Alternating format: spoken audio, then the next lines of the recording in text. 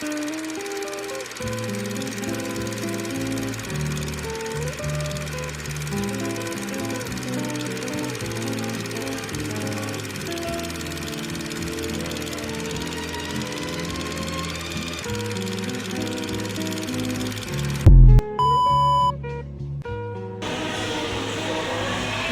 umaga, Ginoong de la Cruz. Salamat sa pagdating mo. Ngayon, maaari mo bang simulan sa pamamagitan ng pagkwento tungkol sa iyong sarili? Magandang umaga rin po, Ginang Santos. Salamat sa pagtanggap sa akin. Ako'y isang mataas na edukasyon at dedikadong individual.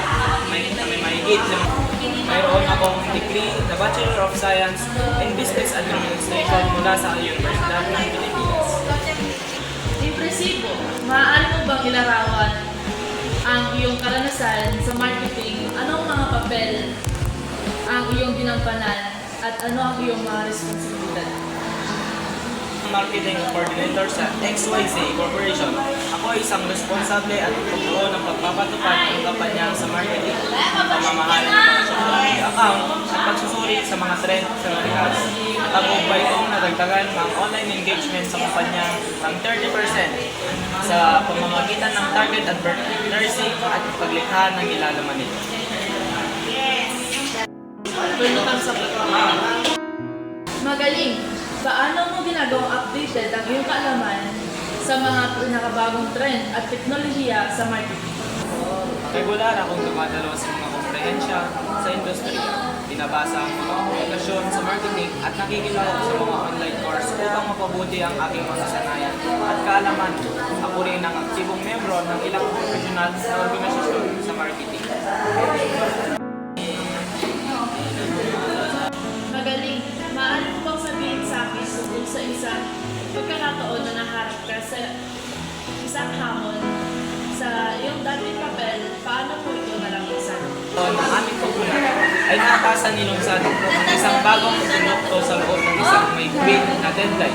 Gayunpaman, kami ay nakaranas ng hindi inaasahang pag-aantala sa produksyon. Nagtatrabaho ako ng malapit sa kupunan ng produksyon upang matukoy ang ugat ng problema at bumubuo ng isang plano ng kontensya upang matiyak ang nagpapahong.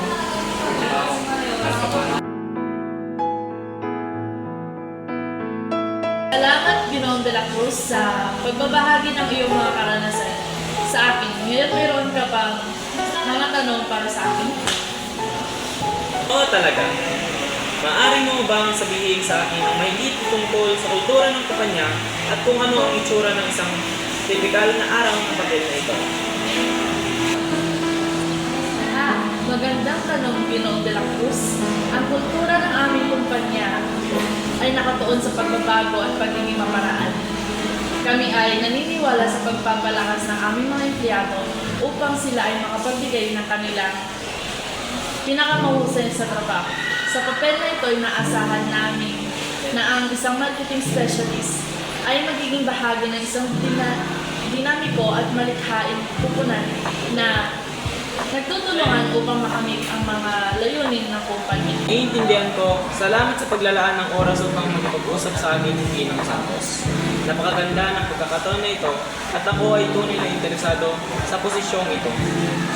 Salamat, Ginoong de la Cruz. Kami ay magiging maaari mong kontakin sa iyo sa loob ng ilang araw upang ipaalam ang mga resulta ng aming pagpili. Muli, salamat sa pagdating mo ngayon.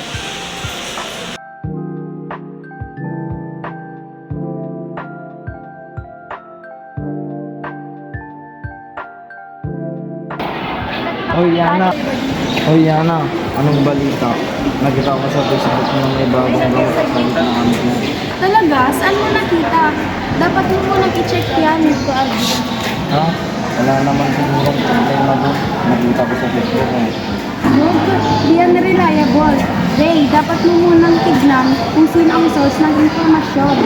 Muna, sige na, titignan mo.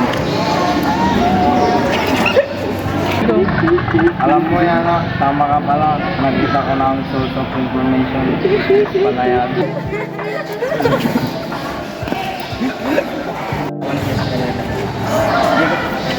Told you, dapat lagi kang nag-iingat sa mga informasyon online. Oo na, sige na. Salamat sa pagturo sa akin.